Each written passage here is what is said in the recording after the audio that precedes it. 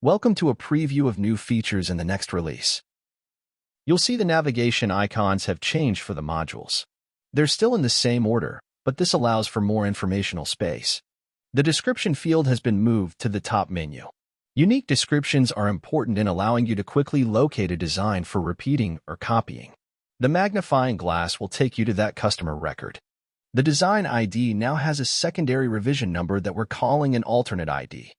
Unlocking a design is typically used to make modifications. This increments the revision number. You do not unlock the design if you're only changing quantities.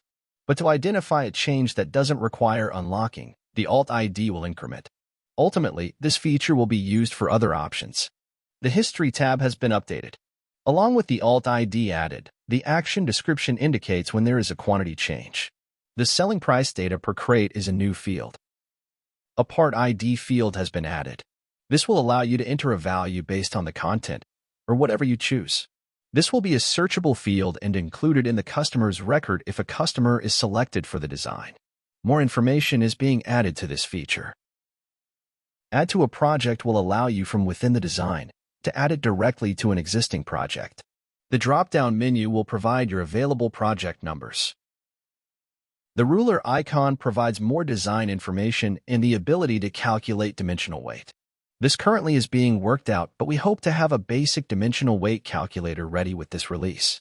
We will be improving this feature in future updates. The new zoom feature has been greatly improved. As you increase the size, Crate Pro will maintain the upper and lower menu bars. These are informational and navigational and will be available even if you need to scroll. The new zoom will better fit most monitor sizes. You also no longer will need to click on a different module button to snap the window to your selected size. The Preference module, where you enter your company defaults, has been changed to better focus on what values are primary to which modules.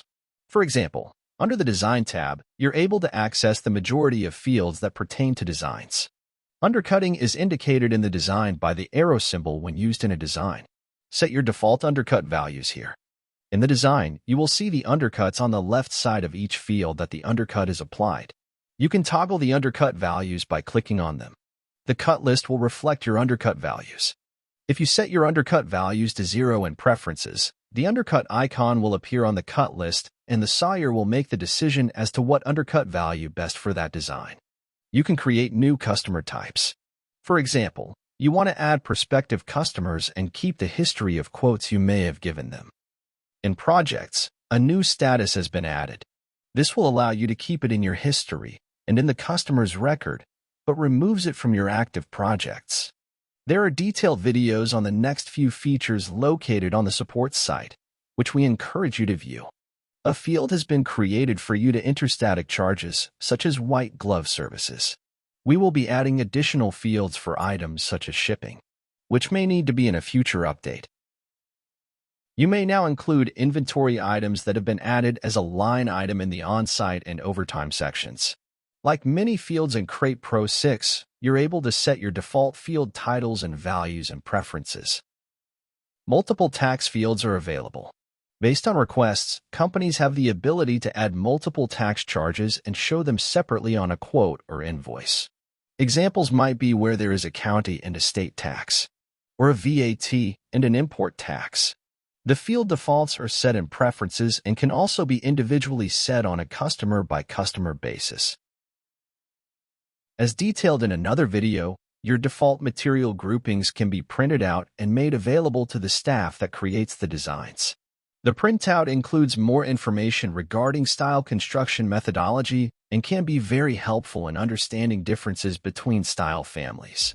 Look for a link to the solution article with more videos. We're sorry for the delay.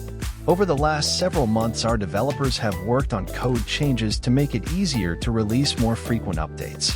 We're still finishing this release and may include additional features not shown in this video.